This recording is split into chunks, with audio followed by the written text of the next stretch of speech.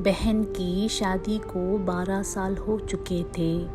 उसका ससुराल पड़ोस के गांव में था, लेकिन मैं अब तक कभी उसके घर नहीं गया था। लेकिन वो कभी कभार सबसे मिलने घर आती थी। एक दिन मेरी पत्नी ने मुझसे कहा कि तुम्हारी बहन जब भी आती है तो उसके बच्चे पूरे घर पर कब्जा कर लेते हैं और बहुत परेशान करते हैं। पूरे घर में सामान फैला देते हैं। खर्चा तो 2 गुना बढ़ जाता है।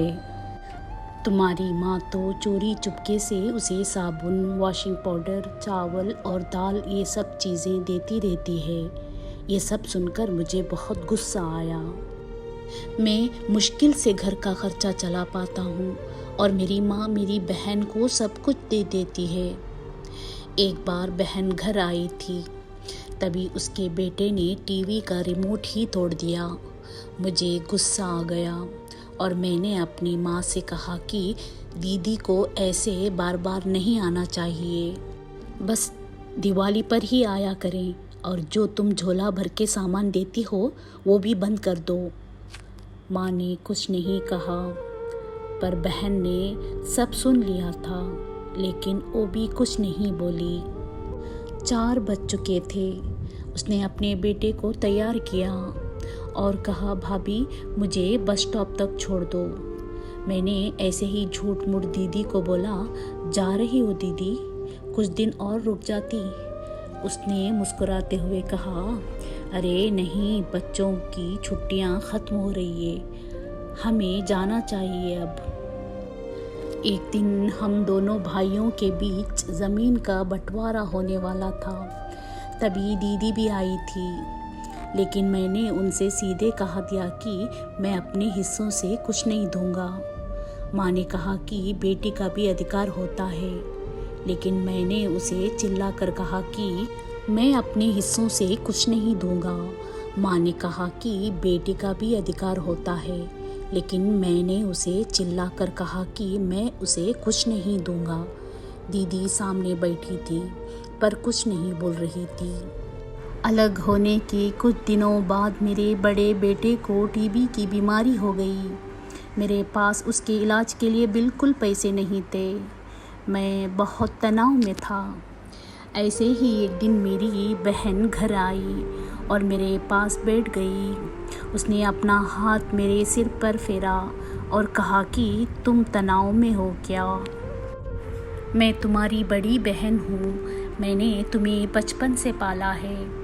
तुम्हें जानती हूँ मैं, और तुम मुझसे भी ज़्यादा बड़े दिखते हो। उसने अपने हाथों से सोने की चूड़ियाँ निकाली और मेरे हाथों में दे दी। उसने कहा, तुम पागल हो, तुम ऐसे ही टेंशन ले रहे हो। ये चूड़ियाँ लो और अपने बच्चे का इलाज करो। वो धीरे से बोली, चूड़ी के बारे में किसी को मत बताना, तुम्हें मेरी कसम है। उसने फिर से अपना हाथ मेरे सिर पर फेर दिया। उसने मुझे 1000 रुपये दिए। उसमें 50 और 100 के नोट थे। शायद उसने बचत करके जमा किए होंगे। ये पैसे जेब में रखते हुए बोली कि बच्चों को जो चाहिए ले लो और इस तरह टेंशन लेकर मत बैठो। चलो, मुझे अभी जाना है। बच्चे स्कूल गए थे, इसलिए सोचा जल्दी जाकर भाई को मिलकर आऊं, इसलिए आ गई। तभी मेरा ध्यान दीदी के पैरों पर गया। उसने टूटी हुई चप्पल पहन रखी थी और पुराना दुपट्टा पहना था। वो जब भी घर आती थी, उसके कंधे पर हमेशा वही दुपट्टा रहता था। बहुत जल्दबाजी में चली गई और मैं कुछ नहीं बोल पाया। हाथों में वो चूड़ियाँ लिए मैं ज़ोर ज़ोर से रो रहा था। हम भाई कितने स्वार्थी होते हैं ना, पल भर में बहनों को पराया कर देते हैं और बहनें अपने भाई का ज़रा सा भी दर्द बर्दाश्त नहीं कर पाती। उसके घर में वो कई समस्याओं का सामना करती है।